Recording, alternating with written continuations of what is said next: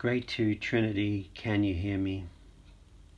It's basically a rock song, and it's at 122 beats per minute, so that's BPM. This here is a rest for the drums for four bars. That's when the piano comes in. Then here you got a crash bass, and because the tempo is quite quick, it's quite driving. Tight hi-hat here means you just keep it closed, raising your heel so that the hats are locked in. All the way here you got a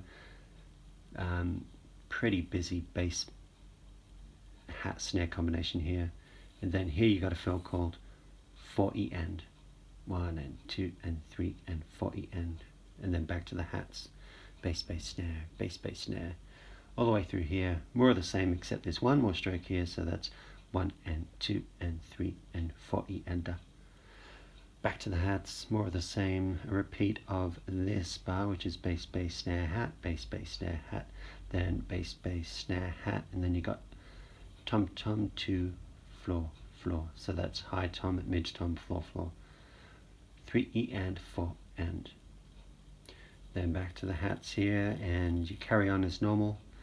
And then trashy hats, half open hats, so just raise the hats a little bit so both of the cymbals are kind of working together with each other, bouncing off and creating a hiss sound.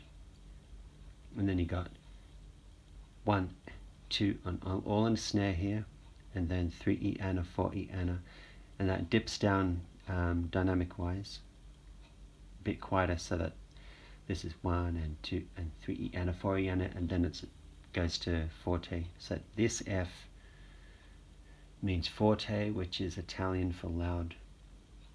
And then you got a crash bass there, bass, and this is ride cymbal. So in the top line you're in the ride cymbal, then you repeat this bar again, but you don't crash bass it, you just keep it on the hats.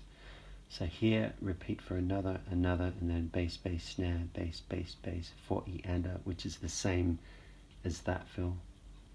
And then you crash bass it again, repeat that again, bass snare, hat, snare, 1 and 2 and 3E and 4 Andy, crash bass snare, ride, bass snare. This pattern is just a variation, just an extra snare drum here. Repeat that again. More of the same here, but just with a crash bass, and then repeat that again, but not with the crash. Repeat that again. Then it's bass, snare, tom, 1, 2, floor, crash bass. And there's the conclusion, and that 3 squiggle means a rest for a crotchet, and the brick that sits on top of a line is a minim rest, which means a rest for the equivalency of 2 crotchets.